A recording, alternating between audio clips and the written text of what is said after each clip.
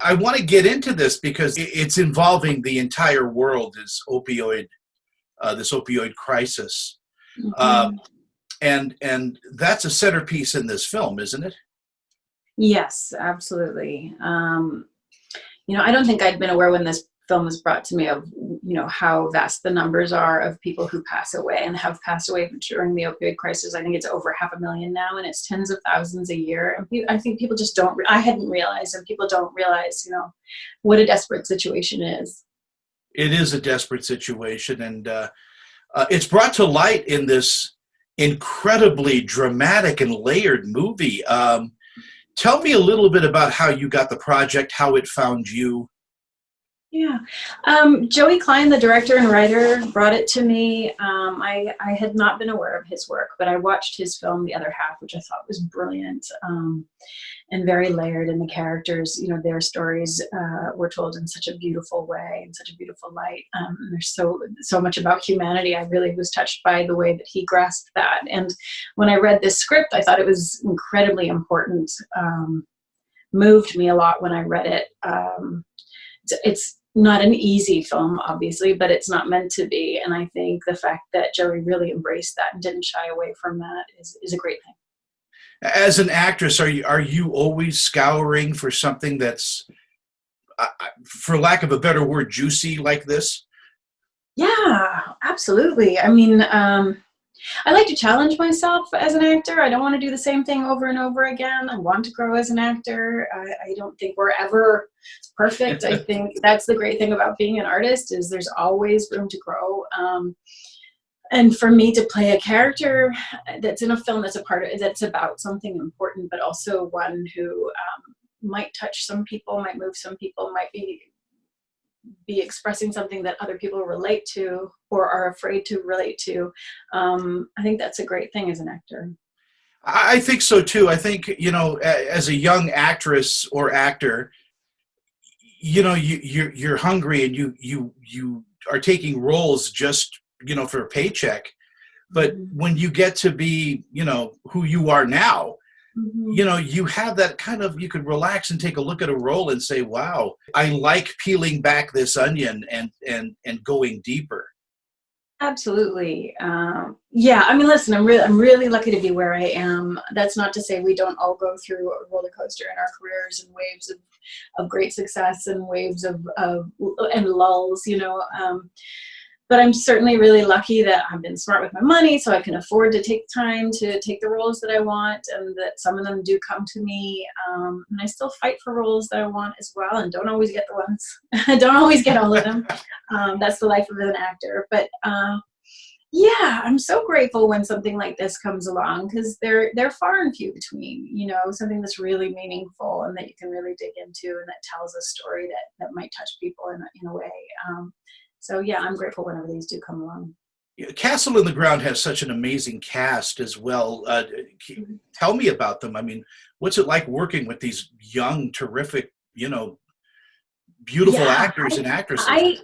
I had not been, I think because I'm a mom, I've got two little boys and busy. I don't see a lot. And I was not aware of Alex Wolff and Imogen's work, but then had a look at some of their work before I went to see them. And God, they're really, really talented people. They blew my mind in this film, and they really dug in. They didn't hold back from where they needed to go with these characters, and they give such heartfelt performances. I'm really grateful that they were cast in this film and I got to work with them. Are you looking more at hopping behind the camera a little more? I know you've directed and produced.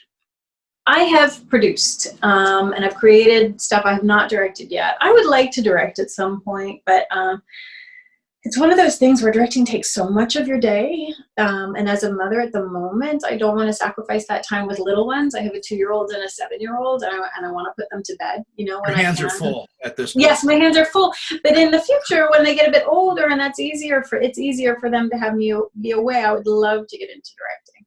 Well, was there ever a fear when you were younger that you were being typecast? I mean, I know you did the Scream movies and, of course, Party of Five, but was there ever a point where you went, I got to move from this? Yeah, there definitely was. Because I was so big in the Scream films and those films did so well so quickly, there was a period of time where all I was getting offered was horror films. And that was sort of my late 20s, early 30s. And that was frustrating for a while. And for me, I wanted to get out of that. I wanted to stop sort of sitting around and waiting for the industry to hand me what I wanted and make my life creatively feel satisfying. And I actually took a break and I stepped away. I moved to London. I lived in London for 8 years, which was one of the greatest things I could have done, honestly. I wanted to be inspired again. I wanted to do different kinds of work. I got to go and do theater. I got to see a lot of theater and witness a lot of great acting and directing, and I learned a great deal, and I think it helped me grow as a performer, and came back to the States, and things have been great. I think it was a good thing to step out for a bit and then come back. Do you miss live performance then? I do. It's funny, I have terrible stage fright. Unfortunately, I'm one of those actors where it's like I get sick before I get on stage every time.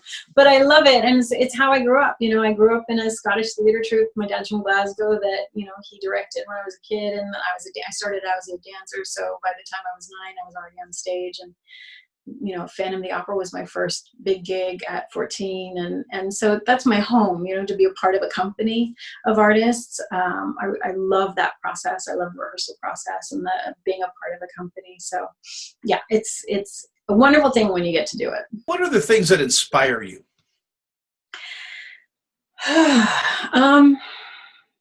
Great art, great artists, great actors. I think I'm always flummoxed when I think about writers who sit in LA for 30 years and are frustrated that they're not getting stories. I'm like, you gotta get out. You've got to go somewhere else. You've got to experience other things. That's what gets your creative juices flowing, is when you experience other cultures and places and lives. And, so I think for me, it's trying to travel and experience different, just experience different things, see different art.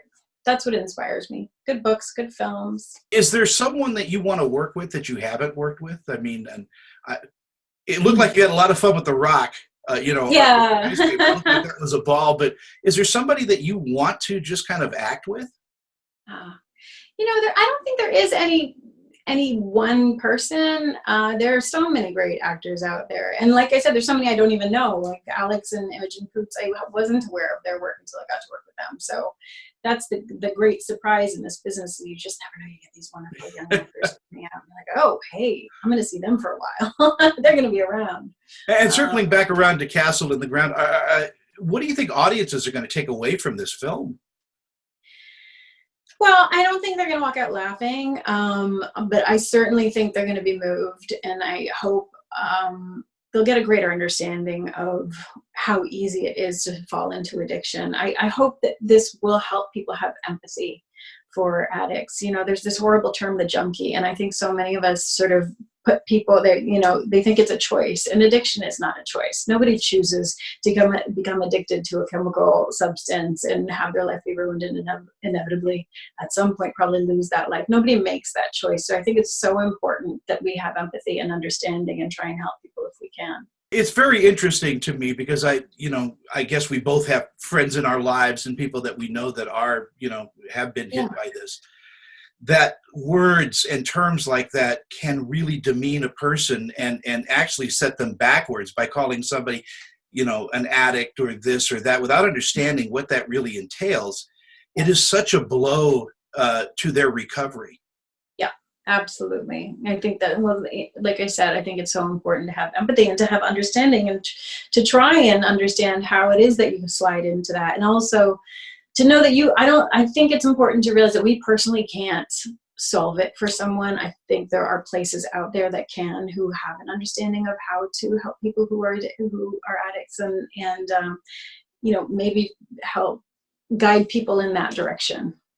When you take on a role like you did in Castle in the Ground, are you a method actress? Do you follow a certain rule, or is it just, you discovering that character as you're, feeling her?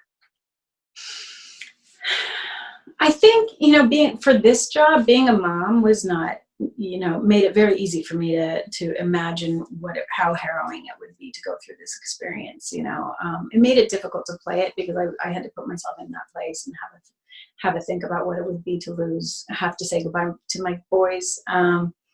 So in that sense, you do take from your life and take the things in your life that do relate to a character and apply that. I'm not method per se, I wasn't going out taking drugs. Thank God. Research. Yes, right. But I do dig deep, but I think it's so important when you get home after or back to your hotel room to just put something else on, put the TV on, put on a comedy if you have to, and just let it go for the evening. Otherwise, So you're not like Daniel Day-Lewis, who just carries, was Lincoln, even till today. I don't know how he does it. I honestly, I'm such an admirer of that man, and I've had the honor of meeting him, and he's amazing. But boy, he's putting himself through a lot. Yeah, you've got to be able to. You've got to be able to put down that load once in a while and just. I hear in our last minutes, I hear the most dramatic sets, the most dramatic movies are also the ones where you have the most fun, and there's a lot of release to that, practical jokes going on. Was there any of that during this? Not so much on this one, to be honest. Certainly we did have some fun, but it was a quick shoot. We didn't have a lot of time, so there wasn't a lot of time for fooling around. But we certainly did a bit of socializing and tried to keep it light when we weren't in the moment on set. But this is a tough one, so we had to be focused. It is such a pleasure to talk with you and meet you virtually like this, because in all the interviews I've done, over 50 years of doing interviews, I've never sat and chatted with you. And I did the Scream movies. I don't know how I missed you. Really? That's so strange. I wonder. And you're the star of those. I know. What happened? Well, maybe you'll go back to a Scream movie like Jamie Lee Curtis did for Halloween. Listen, they've approached me. They approached me a month ago. They're trying to make a fifth. So the conversation is happening. How we get to set, I don't know. I don't know when our industry is opening up again, but we'll see. It's a possibility. So maybe we'll do an interview for a Scream again. Yeah, it's been a pleasure. Thank you, Neve. Yeah, thank you so much. Bye-bye. Bye.